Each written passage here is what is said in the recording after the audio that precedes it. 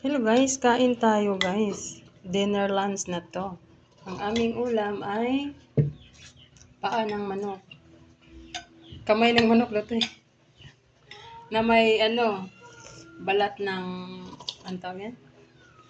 Santol at saka malunggay at saka Sinigang sa santol. Sinigang sa santol ang tawag dyan.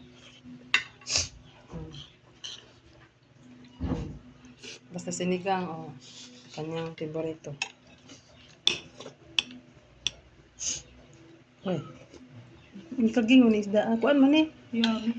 Ang tawag sa mga ani kaning diyan. Sa tawag sa mga ani. Dagang kanin yung mga sila papa sa kuan. Tapos ibulad. Ay. Cute. Yummy. Sarap to guys kasi maulan. Ngap-ngap na guys.